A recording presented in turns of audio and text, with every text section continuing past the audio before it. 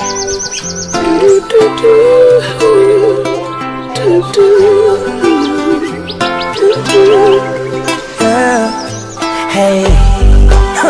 give thanks for life. Hello and welcome once again to Strong and Healthy. We are brought to you today through the kind compliments of Jay's Bookstore for your school supplies, office supplies, and books, all kinds of books, as well as the Rebuild Dominica Urgent Care Medical Director, yours truly, Sam Christian. And we can be reached at 265-0886. You need to contact me, and to make an appointment, let's do that. As usual, we're going to start with the prayer, word of scripture, just some wisdom of the ages. Chronicles, the first book of Chronicles, chapter 4 and verse 10. Jabez cried out to the God of Israel, "Oh, that you would bless me and enlarge my territory, and let your hand be with me and keep me from harm," or as other translations put it, to keep me from pain. A very obscure verse. In fact, I'd never heard of Jabez until about maybe 10 years ago. Some of you may recall there was this craze, just like you had a craze of what would Jesus do, WWJD, and everybody, it was on cups and on wristbands and on t-shirts and everything. There was a little craze about the prayer of Jabez, the prayer of Jabez. And I had never heard of Jabez, except that in grammar school, in first form, when we were doing literature, Moby Dick, there was a character called Jabez. And one of our classmates got that nickname, Felix Wilson. You may have heard of him somewhere. And but apart from that, a very obscure language. But really, his appeal to God, his cry to God, is something that is very universal. We want to prosper. We want our business to do better. We want our children to do well. We want to have a little bit more income and resources. And we want to be free from pain. Is that too much to ask? Well, that's kind of what we are talking about. I had a patient come to me just the other day, and he said, "Doc, I just don't want to suffer pain, and I don't want to die. I really don't want to die." So I said to him, cannot help you on the second one, but I think, by taking better care of ourselves, we minimize the risk, we decrease the risk of pain in our lives. And that's what we're talking about. We're going to talk about the common screening test. Now, listen, none of this is rocket science. None of this is breaking news. But I hope we will talk about it in a way that makes you say, I think I better get a checkup. What are the common screening tests? Now, we know about mammograms and pap smears and PSAs. We have that down on the etc. We may come to that later in the program or at another program, but we want to talk about some of the basics. And we've been talking about blood pressure for a while. Blood pressure. It's a genetic thing by and large. And if your parents have blood pressure and you have siblings, a brother or sister with blood pressure, there's a good chance that you're going to have blood pressure, whether you're a good person or not. You could be the nicest person, you're a vegetarian, you exercise, you're nice to your neighbors and all that stuff. But still, you can have high blood pressure. So they're some of the fittest people I know. In fact, I have a patient who just retired, about my age, and he walks 3 hours every day. As he would say, Dr. Christian is not on the flat land, it's in the hills of Roger, rain or shine. And this man does not drink, goes to church, a nice family man, and he is on 5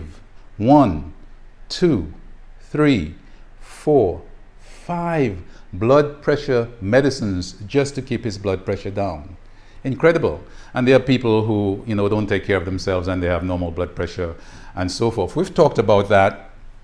I want to spend a little more time talking about blood sugar, or as we like to say in the medical and scientific world, your glucose. Okay? The disease associated with abnormal blood sugar, of course, is diabetes. And diabetes is very common, way too common, and increasing not only in Dominica, but across the world. It's one of the maladies of modern life, to say processed foods, high fat foods, high sugary foods, and so forth. How do we control blood pressure? Now, once again, one of the things that we have to do is to understand that there's a very strong genetic component. And we have to know where our blood sugar is. And one of the things I can tell you, which is some good news, is that in Dominica, we have better access to some of the basic testing than just about any other place that I have lived or visited. Certainly in the United States, certainly in Ohio, there's always some missionary group, some church group, some university, like All Saints University, and what's the other one? Well, so some group having a health fair. And listen, what I say to my patients is, take advantage of these health fairs. Go there, get your blood pressure checked, get your blood sugar checked. You know, there are the nurses out there nearby Whitchurch or Courts or sometimes the market, wherever. And these nurses are very experienced and very talented in what they do, very professional about it. I say to my patients that I trust their blood pressures more than mine. In fact, I had one of the nurses come to my office for an unrelated medical matter. And a good friend of mine, she always sends patients with abnormal readings to me, and you know, if the person doesn't have a doctor already. And so after I had taken care of her medical problem, I said to her, as a courtesy to her really, why don't you take my blood pressure? And she said, who, me? And I said, sure. So I sat down, and two things. Of course, I made myself comfortable naturally for me to cross my legs. She said, uncross your legs. Okay, fine. There am I sitting like a good boy. She took up my machine and she looked at it and she said, your batteries are weak. When the batteries are weak, then it's likely to give an abnormal reading. I didn't know that. I just changed the batteries whenever the machine stopped working. So I learned something from her: blood pressure and blood sugar. But most importantly, there's something called the hemoglobin A1C. I'm going to write it down. It's abbreviated HgA1C. Or you could just call it the A1C. Okay? You need to ask your doctor to get the hemoglobin A1C, because that is what is going to tell us how close we are to becoming diabetic. How close we are to being diabetic. So it's one thing to get the finger stick, and you know, that is going to vary at different times. So if it's fasting as you're required to do, then you know it might be low. And if you just had an ice cream or a piece of cake or drank a regular soft drink or something, it's going to shoot up probably above 150, 170, 200, and it's supposed to come back to normal, which is between 70 and 110. Okay? However, what has your blood sugar been doing for the past 3 months? And why 3 months? 3 months is the length of time that our red blood cells survive or live for in the body. And the sugar molecules, if you can picture this like a donut with sprinkles on it, the sugar molecules attach to the red blood cells just like that. And so when a red blood cell dies, then the sugar goes along with it. So to get a good idea of what your blood sugar has been over the past 3 months, you get the hemoglobin A1C and you discuss the results with your doctor. You know, I have a patient who would go and get his test done in Puerto Rico. He downloaded a blood pressure list and had it bound at the printery, one of those big books, that government books, log books, and he had his blood pressure every day. He is obsessively compulsive about his blood sugar tests, his PSA, his cholesterol, and everything. And why has he been going to Puerto Rico to have that done? Because in his mind, the doctors that he had been to in Dominica were not as diligent about those things. I don't think that this is a reflection on all doctors, the doctors that he went to. And so I can say with great authority and confidence that those screening tests are something that doctors in Dominica generally do. And if your doctor doesn't do it, you need to get it done. Okay? And this is probably one of the most important things that you can request, especially if you have a family history. There's someone in your family who has diabetes. And what does diabetes mean? It means that if your blood sugar remains abnormal over a period of time, it's going to affect your eyes, can result in blindness, it's going to affect your limbs, your legs in particular. It can result with amputations, and for men, it can result in impotence, and that's a serious thing if we really want to take care of ourselves. So those two things, the blood pressure and sugar, are very important for us, for our overall health. And so we can enjoy that prayer of Jabez that says, Lord, keep me from pain. We're going to be right back, and let's just take a break at this time. Sweet talk, dear man, have a lot of that. Yes, sir. You don't know it's your boy Trilogy, urging everybody, young and old, to stay strong and stay healthy. You don't know we're doing it for 2018. Boom.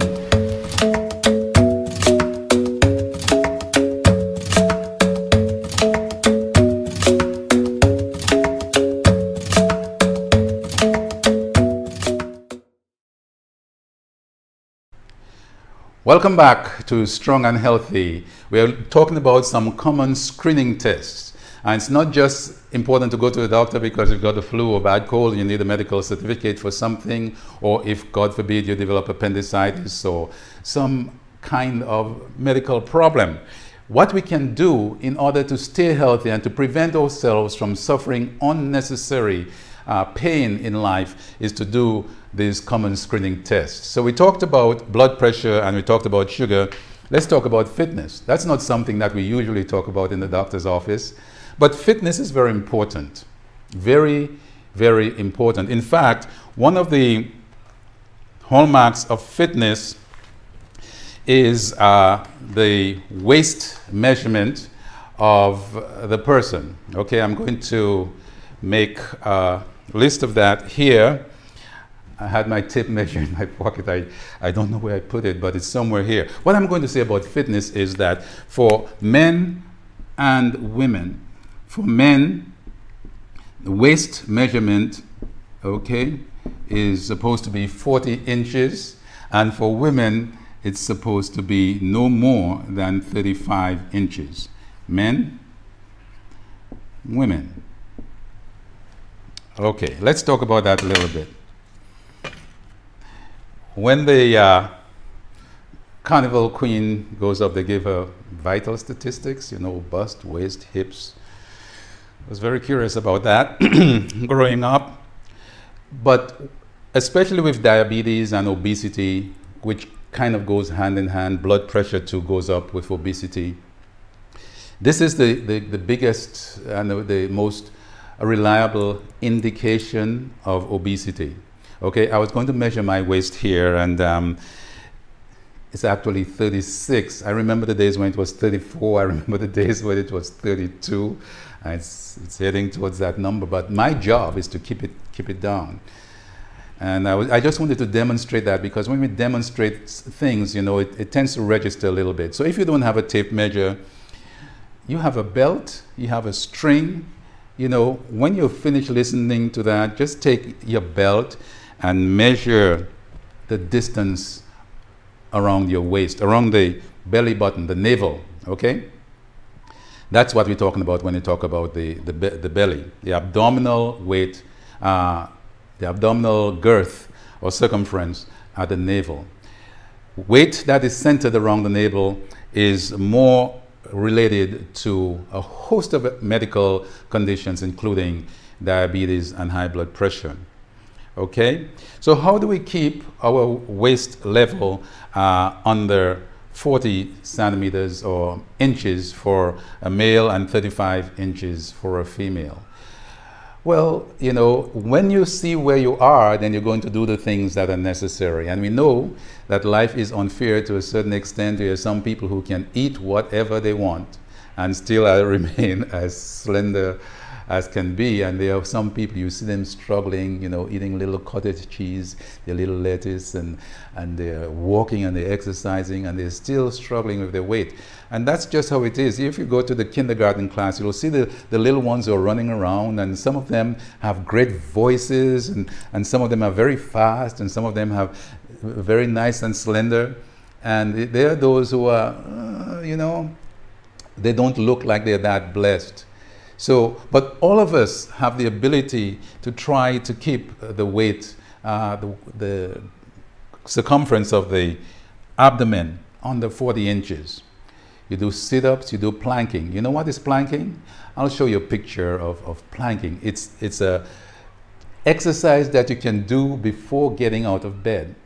Okay, you lie on your belly and put your elbows on the bed, your fists on the bed, and you're raising your upper body, and you're standing and you're resting on your toes, and you're keeping the body straight and stiff, and those builds up the muscles at the front of your body, abdominal muscles, the core, the back muscles, and that is huge. At first you may not be able to do it for more than 5 or 10 seconds. It's really hard. It's an isometric exercise.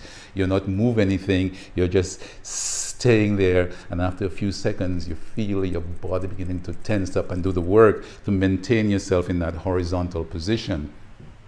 And over a period of time you'll be able to be doing it for 30 seconds, for a minute and more. And as you do that, you build up your core muscles to help your back and to help your abdomen keep your tummy flat.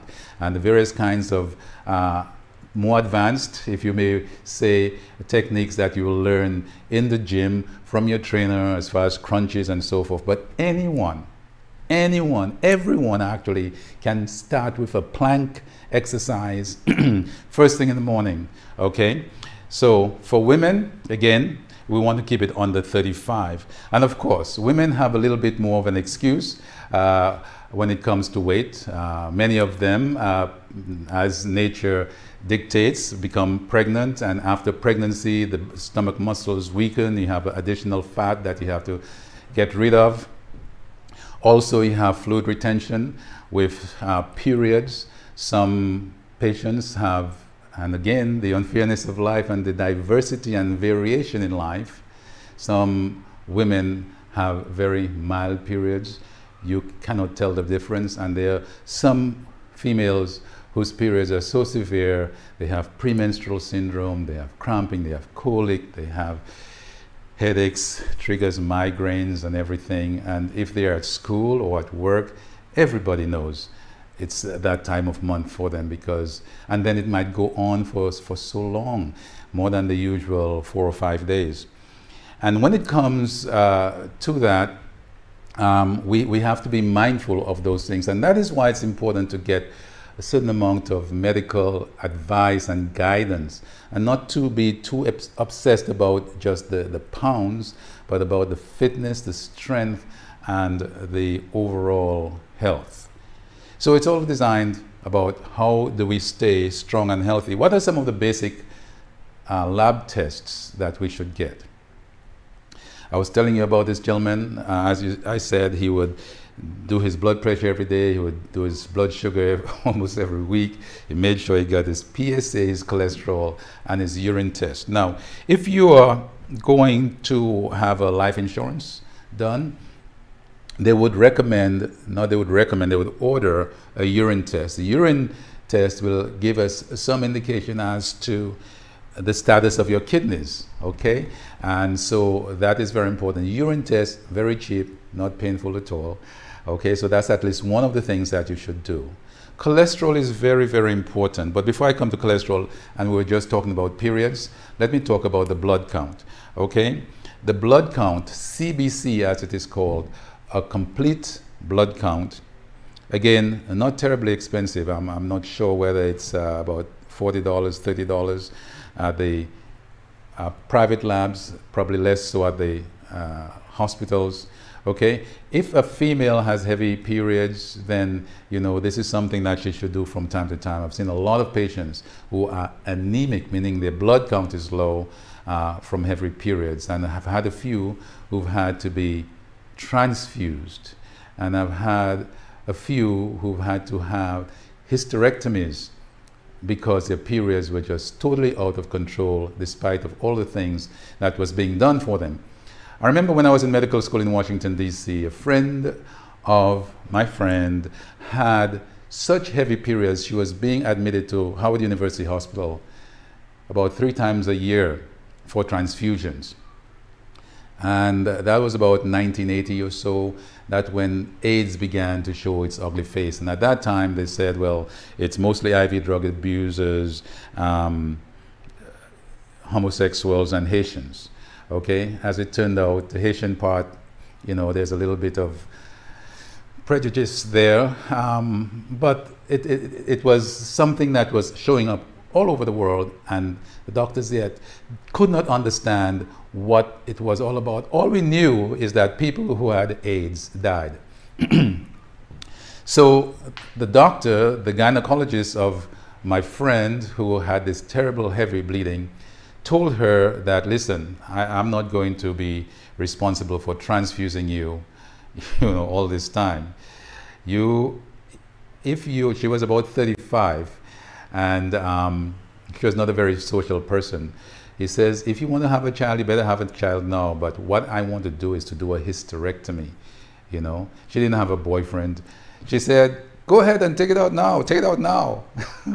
And I said to myself, but how could she say that? What if she meets somebody and the guy wants to have a child and so forth, which is where I was. I wanted to be a father. I wanted to have children, and to have someone say, oh, just take it out just like that, almost without thought, was just really kind of difficult for me to grasp. Well, for her, she had been through so much pain and tribulation because of her periods. It was an easy decision for her, and that's what she did. She had her hysterectomy, and her life was, she couldn't be happier. Let's put it that way. But for us medical doctors, for the average person, when we do a complete blood count, if we see that the blood count is low, the person is anemic, especially people who are not having periods, that is all men, and older people, the more mature age group, that is about 40, 50, 60, then it tells us we have to answer the question, why is this patient anemic? And we therefore have to do some tests, and oftentimes it's because of some kind of chronic disease, such as cancer. And then the doctor launches on this investigation to find out why the patient is anemic. It also tells us various things. Some people have some kinds of blood disorder. I had a priest who was getting very severe headaches and couldn't understand why, had been on all kinds of different headache medication.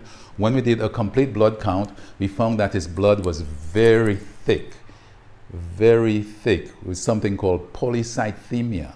And the treatment for him, interestingly enough, an ancient treatment, was to bleed him every month. So every month he would go up to the lab at the Princess Margaret Hospital, and they would take out 1 or 2 units of blood, depending on what his blood count was.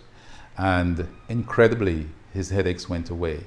So one and only patient I've had like that. But there are a few more people who have very thick blood or very low platelets or something. So there are lots of signs that we can find from the simple complete blood count. Let's talk about cholesterol.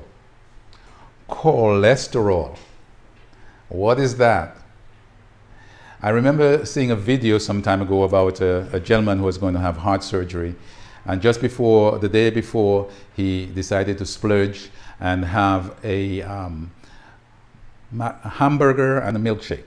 And when they took his blood and they spun it down, there was, you could see the layer of fat, of grease in his blood.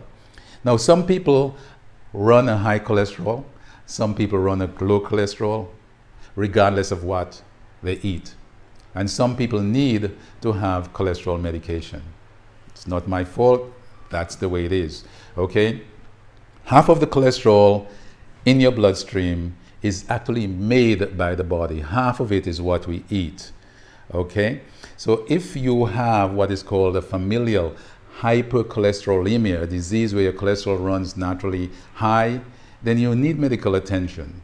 I had a patient in Ohio, a young man, not a patient, actually I was called to judge a science fair. I did that every year, and it was a wonderful experience. These kids would have a trifold poster board, and they'd have the different experiments, and some of it were quite elaborate, depending on, especially on how much time and energy the parents put in it, you could see. And they had it all nicely printed up, and they were supposed to present their science experiment and the results and explain it and so forth. So I'm going down the line, and I saw this guy just had a packet of 6 pills on the desk and a trifold with a graph. I didn't use those actual words, but in my mind I'm saying, dude, where's your experiment? And I am saying it today because it has made such an impact on me. He proceeded to say that he was a big, strong, tough football player, 16 years old, and he was built, you know. He said that his family has high cholesterol, and he has several aunts and uncles who had heart attacks and strokes in their 20s and in their 30s. And here in Ohio, he was being studied by the University of Alabama, which is several states away. They sent researchers and they were studying it.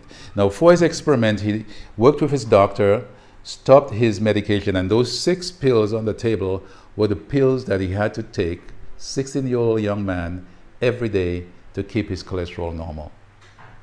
And so on the graph, on his poster board, you could see at the beginning, day 0, his cholesterol was normal, about 200. 1 week later, they checked his cholesterol, it was about 400. And normal cholesterol is anywhere between 200 or 220, it depends in certain areas, under that, okay? And so at 400, his cholesterol was already very high. And by the 2nd week, his cholesterol had gone up to about 900.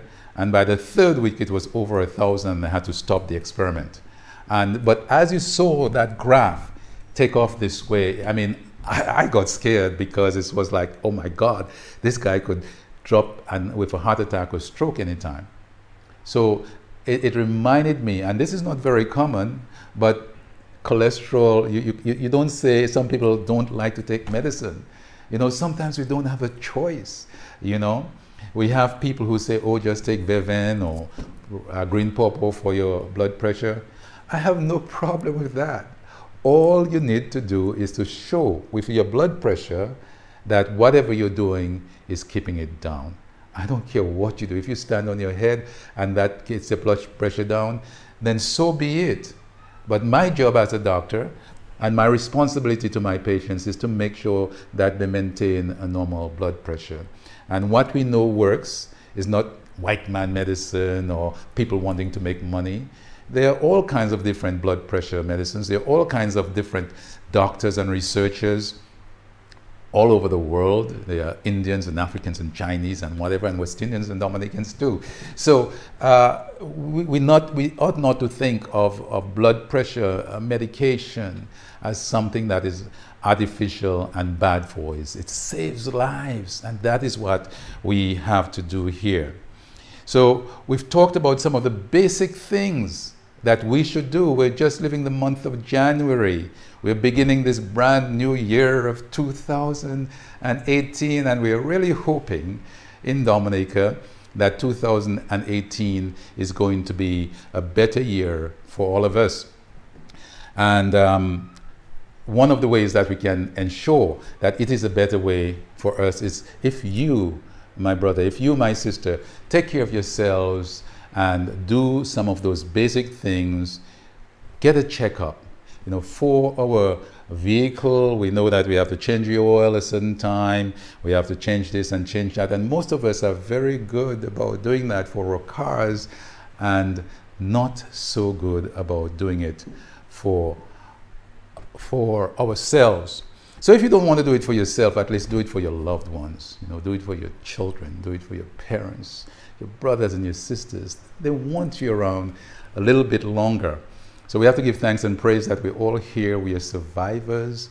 We've been through the worst that nature can throw at the people. We have, both with Erica, and then in quick fashion, we had Maria.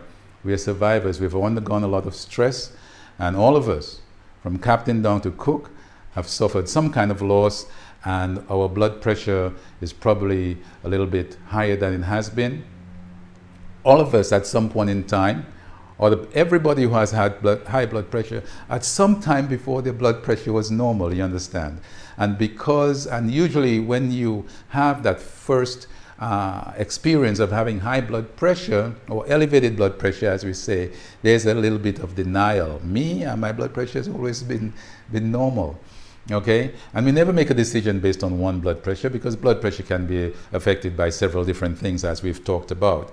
So these are some of the common screening tests that we need to do, and a lot of them, as I've pointed out, can be done on the cheap, you know, taking advantage of those health fairs, using the skills and talents of these nurses who are scattered around the place, visiting your health center. Whenever you go at the doctor for some other kind of medical problem, make sure that those things are done. Or you just walk into the office, call the office and say, you know, I need a checkup, and take care of yourself. We're going to spend a little more time talking about the more specific tests. We have here colonoscopy. We'll talk about the pap smear. We'll talk about the mammogram, ultrasound of the breast, self-breast examination. We'll talk about prostate-specific antigen, the PSA blood test. We'll talk about the rectal examination and other tests which may be necessary based on our age and stage in life, both based on our gender, as to what can keep us strong and healthy. We've got a country to recover. I want you to be part of it, and let us get on board, get the checkups. This is Dr. Sam Christian of Rebuild Dominica Urgent Care on DD Lane. The number again is 265-0886. Give us a call and we'll take care of you, get you straightened out. Until we meet again, take good care. Here's to your health.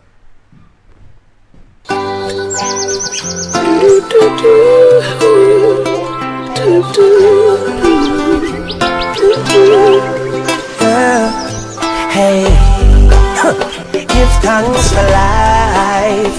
Give thanks for life. Oh, chimney, chimney. Today my rise like the sunrise, my bright and my upright. No one can broke my vibes.